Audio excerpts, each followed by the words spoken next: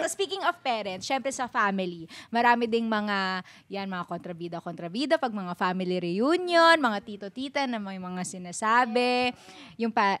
Meron daw yung mga relative na parang wala kang ginawang tama sa mata niya. Or lagi kang sinasabihan na, ang taba mo na, or bakit ganyan trabaho mo, bakit wala ka pang boyfriend, or bakit yan ang boyfriend mo, ba't di ka pa mag-asawa, wala ka pang anak, or eto, lagi nangihingi ng pera kahit di naman kayo close. So ano yung sa mga relative? Anong atake? Mga experience. Ang dapat atake dyan, halimbawa, paano ka naman, di ba? Pa-Gcash ka naman.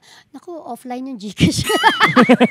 Hindi ko alam kailan Banatan mo lang. Hindi ko alam kailan babalik. Hindi ka ako marunong. Paano? Hindi, pero alam mo common yan, lalo na reunion. Parang tumaba ka, di ba? Yeah. Ang taba mo. Pag pumayat ka naman, alam mo, tapos yung mukha niya, parang, ang dating niya yung parang napapangitan siya sa pagkapayat mo. Ang payat mo, no? Alam mo, mas bagay sa'yo. Hindi mo na alam sa kalalagay, di ba? Yung minsan, pag ang taba mo, ang laki ng braso mo, ang taba. Pagka naman pumayat ka, alam mo, mas bagay. Ano ba talaga, di ba?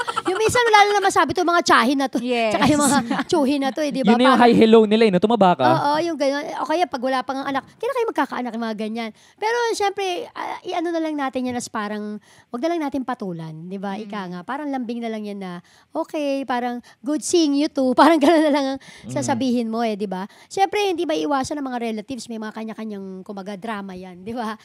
It's either gano'n or yun nga, kung meron namang issue sa pera, di ba? Well, ang sa akin naman is, kung meron namang sobra, why not? Tutulong ka naman, di ba? Ang ayaw na ayaw ko kasi, yung parang inuobliga ka. Para kang may Obligado ka na patago. magbigay. At dinidiktahan ka, di ba? Yung minsan, ididikta pa yung price, kung magkano isisend mo, yung Or gano'n. giguilt tripin ka after. Oo, parang, so, yung sa akin naman, alam mo naman yung sarili mo na kusa ka naman di ba? Magkukusa ka naman pag gusto mo, syempre, at kung may Kung sobra. kaya. Oo. Pero hindi yung para obligahin ka at diktahan ka, di ba yun? Oh. Kayo ba, may mga ganun ba kayong experience? Na relative, pinsan, or tito-tita? Personally may kasi mga- di ko na-experience Mas yung parents ko siguro, mas napapansin nila na gano'n, na may mga nangyayaring gano'n, with the money, gano'n. Pero ako personally, wala pa akong experience. Uy, ang dahil mong show, tsaka may pelikula ka pa, paano ka naman siya? Baka sabi mo, No, tita. Wala pa Mga naman. wala Siguro naman, may okay. parents na may humihigin. Siguro gano'n. Ngayon, na-experience ko din na paglabas ko ng bahay ni Kuya, sinabi, pumayat ako, ganyan. Well, hindi ko masyado pinipersonal. Kasi wala, ganun talaga So, wala. Parang everyday din talaga. Ini-improve ko lang din yung sarili ko. Aminado din naman ako na ganun yung nakikita sa akin. And siguro, para sa akin, lalo na, depende din kung sino yung nagsasabi. If importante bang tao or medyo Second cousin na okay lang, second no? cousin lang. Pag first ganyan. cousin, medyo masakit. Pag second, parang, sige, Pag second, bahala ka sa okay buhay lang, mo. bahala ka dyan. Pero wala, hindi naman ako masyado affected sa mga ganyang bagay. Ako when I was younger, naririnig ko lang din sa mom ko yung nagsasabi na may mga tito-tita na nagsasabi nun na parang, ganda sana ni Thea no, kung maputi. May mga ganun. Parang, sige, okay, bahala kayo dyan. Ayun. Shinield na lang din siguro ako ng mom ko para hindi ko na yun marinig. Yun, may mga ganun. Tigilan nyo na po yan. Ito naman, sa mga katrabaho naman, meron na ba kayong mga kontrabida in real life na yung namba-backstab or basta may mga comments about you na sinasabi pag nakatalikod ka, ganyan? Wala pa talaga. In my 41 years in the industry, kasi I started when I was 7 years old, no? Wala pa ako experience na gano'n na nakarating sa akin. Kung may sinasabi man sila, baka hindi lang nakarating sa akin. Pero kung sa nakarating sa akin, wala Probably because kasi nga, ang saya-saya ko lang pag nagtatrabaho. Gusto ko masaya din yung mga katrabaho ko, na masaya silang katrabaho din ako. So, yun, blessed din ako sa part na yun na wala.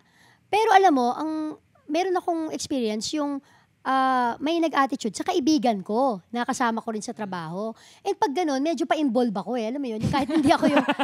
Nakikisali. hindi kasi hindi ko maatim. Sabi ko nga, mahaba tolerance ko pag sa akin. Pag ako yung probably may gagawin sa akin, mapapalampas ko lang yan, mahaba tolerance. Pero pag sa katulad nun, not only family members, even sa good friend ko, dun ako talagang lumalabas din yung pagkaklara ko. Nati-trigger? Nati-trigger, yes. Hindi ako nati-trigger. Kasi, syempre, dahil good friend ko yan, kilala ko yan, di ba? So, para makaranas ng ganun, hindi ako pumapayag. So, ako yung pumapatol. So, minsan pa nga, one time, napagsabihan pa ako ng manager ko, Nailon at the time na, you choose your battle. Dapat hindi lahat ganyan. Sabi ko, oo nga, Nay, I chose my battle. Ito yun, sabi ko. Ito yung pinili ko. Oo. Kasi, paano? Hindi kasi ang bait ng kaibigan ko na yun na, well, artista rin. Siyempre, alam mo yun, yung siya, nakakaranas siya ng pang-attitude nung co-actor niya, hindi na siya magawa, umiiyak lang. Diba? Hindi pwede yun, diba? Para ano pang kaibigan niya ako. So, siyempre, nandun ako, para sa akin lang, kanya-kanya tayo kasi ng papel, diba? I mean, kahit na hindi ka masyado, diba pag may ka-eksena ka, nagkakamali, anong gagawin mo? Diba, the more that you have to support him or her na, okay lang yan, Yeah, kaya mo kaya. yan, diba? Pero kung yung ka-eksena mo, ay, ano pa yan? Diba, lalo kang kakabahan. May tingin pa sa orasan. Lalo kang kakabahan, di ba? Halimbawa, nakita mo, nagkamali. Lalo na, hindi ka naman kasi masyado marunong halimbawa doon sa Tagalog, di ba? Nagkakamali. Yung ka-eksena, ikutan ka ng mata, di ba? So, yung sa akin lang, in my 41 years, naka-eksena ko si Ate V, Miss Vilma Santos, di ba? Lahat ng mga, mga haligi, kumbaga ng industriya, wala akong nakita na attitude nila na ganun. Kahit ka-eksena nila, talent man yan, o totoo, o ka-eksena ng artista, hindi ko nakitaan na, bayan, kaya, di ba? The more na, okay lang yan, ganyan, di ba? Kasi, lalong kakabahan kapag tinaraya mong ganun, lalong, oh my God, lalong, di ba? Hindi ka nakatulong sa ka-eksena mo. You support each other in a scene. Hindi mo eksena lang yun. Hindi niya eksena lang yun.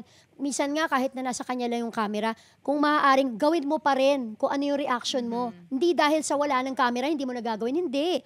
Kung umiiyak ka doon sa eksena, kung kaya mo na kahit wala sa yung camera, umiiyak ka pa rin para yung reaction ng ka-eksena mo, kuha pa rin, di ba? Kasi nagtutulungan kayo sa eksena. Yun yung hindi ko lang nagustuhan. Kaya ako, pumapatol sa ganun. Pero only if aalamin ko muna yung sitwasyon, di ba? Baka naman kasalanan din ng friend ko. Deka lang, dedmahan muna tayo kasi kasalanan mo naman pala, di ba? Pero kung hindi, at nakaranas ng ganun, I will fight for her. Oh, yes. Sarap no? May primera kontrabida ka sa panig mo. No? Miss Gladys, may ganito. Akong bahala sa'yo.